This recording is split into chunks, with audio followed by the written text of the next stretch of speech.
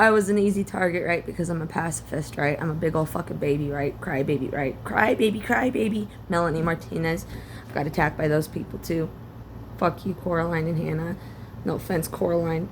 Why the fuck did you have to fucking side with Melanie Martinez calling me a big old fucking baby because I'm a pacifist and not a warrior?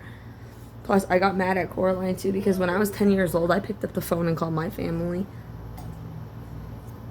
I just figured she was safe. Devil worshippers, they worship the firstborn. And that's Coraline. And everybody loves the other mother, and everybody loves the devil more. And it's like, and it's proven that they like the devil more because it's like people do things and screw people over for money, sex, greed, lust, gluttony, anything. And it's like, and I can't live in a world like that. And they mocked me saying it's a dog-eat-dog world. And they said, there's nothing you can do about it. And I said, why does it have to be like that? Why does it have to be like that? And it's like, I can't. I didn't know what the hell was happening. Now I know what was happening. But I did change when I got here, and I'm sorry that I called Bryant the ugliest piece of shit I've ever fucking met, but he was, and he was mean to me. And that Bryant picture that popped up that said Polyarmory Mom and the blue heart, it was like the ugliest cat-loving piece of shit Bryant that I've ever seen in my life. And it's like, I cannot do that. I am sorry that I find him that repulsive, but he looked like fat bastard when he lost his weight, but he was so gluttonous that he was a giant fucking man. They called him Big B for a reason. And I have a thing about fat. I don't like fat, not even on my own body. And when I start gaining weight, I starve myself. It's like, and then I gained weight just by working, and I literally, like, they were like, you're anorexic, and I eat healthy. I was eating healthy. I'm eating stuff.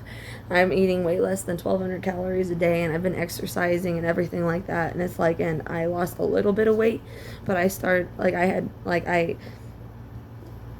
took a week off of work to wait for the car, and it's been like 5 weeks now, and I've been sitting there and procrastinating because I was relying on my car getting fixed, and I ended up gaining weight in one day when I went back to work. And it's like how it was in Fayetteville, and I just started gaining weight when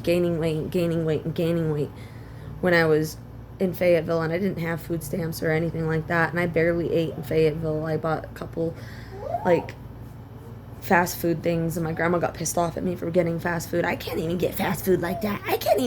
I worked for it. Grandma didn't get her ass up off her fucking couch and work for it. No, I worked for it. And I gained a lot of weight, and then I lost a lot of weight, and then I gained a lot of weight, and I lost a lot of weight.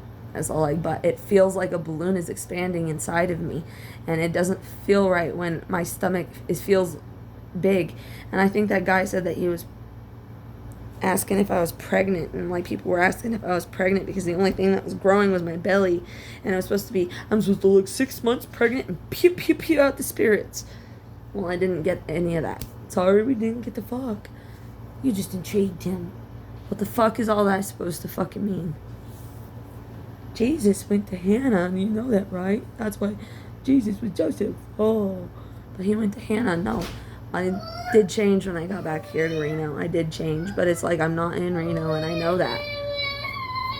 None of this stuff. I don't know what to do. I can't even afford the areas that I like, and I can't afford the areas that I feel comfortable in.